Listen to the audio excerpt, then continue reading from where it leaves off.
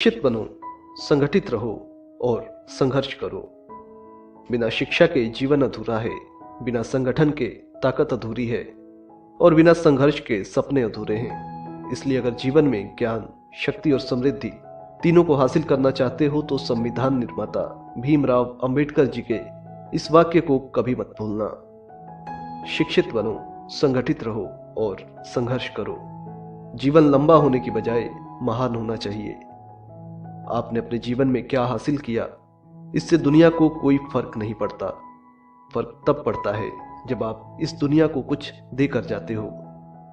दोस्तों, अपने जीवन में हमेशा ऐसे काम करें जो लोगों के लिए एक प्रेरणा का स्रोत बने। लोग आपको अपना आदर्श समझे।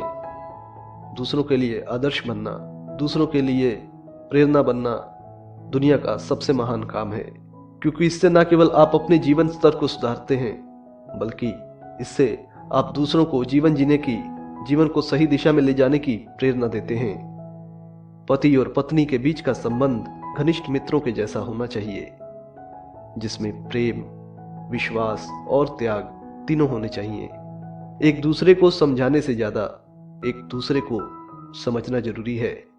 कहते हैं, अगर जीवन में आपके पति या आपकी पत्नी के साथ आपका संबंध मधुर हो तो ये जीवन एक स्वर्ग के जैसा बन जाता है। बड़े से बड़े दुख और बड़े से बड़ी तकलीफ का सामना आप दोनों मिलकर बड़े प्रेम से, बड़ी मोहब्बत से और बड़ी खुशी के साथ कर सकते हैं। लेकिन इसके लिए जरूरी है एक दूसरे को समझना, बजाय इसके कि आप हर बात पर एक दूसरे को समझाते फिरें। क्योंकि जब आप एक दूसरे को समझाते हैं या एक दूसरे को समझाने की कोशिश करते हैं तो इसका मतलब है कि आपको अपने पार्टनर में केवल और केवल कमियां दिखाई देती हैं।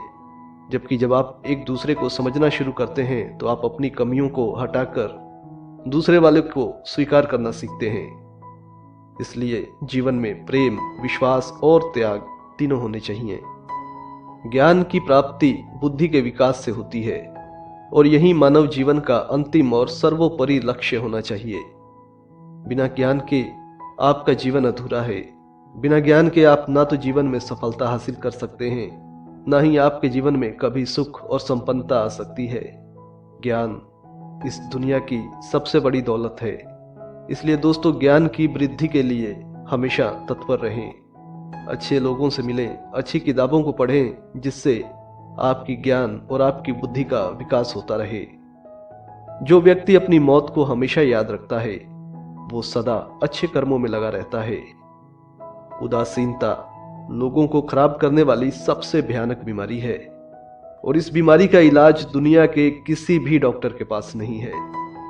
अगर आप उदासीन रहते हैं, अगर आप उदास रहते हैं, अगर आप मायूस रहते हैं तो इसका इलाज आपको खुद करना होगा। आपको बैठकर अपने आप को समझने की जरूरत है। आपको खुद को जानने के लिए कोशिश करनी होगी, तभी आप अपनी उदासीनता का इलाज कर सकते हैं। जो कौम अपना इतिहास नहीं जानती वो कौम कभी इतिहास नहीं बना सकती। बिल्कुल दोस्तों, अपने इतिहास की आपको हमेशा जानकारी होनी चाहिए। आपकी शुरुआत कहां से हुई, आप कैसे आगे बढ़ें और आगे आपका लक्ष्य क्या होना चाहिए, इन तीनों की जानकारी आपके पास हमेशा होनी चाहिए। सफल होने के बाद भी आपको हमेशा जमीन से जुड़े रहना चाहिए। कभी भी अपनी सफलता का, अपने धन का या अपनी कामयाबी का घमंड नहीं करना चाहिए, क्योंकि इस दुनिया में बड़े से बड़ा घमंडी आदमी भी नीचे गिर जाता है और उसको पता भी नहीं चलता।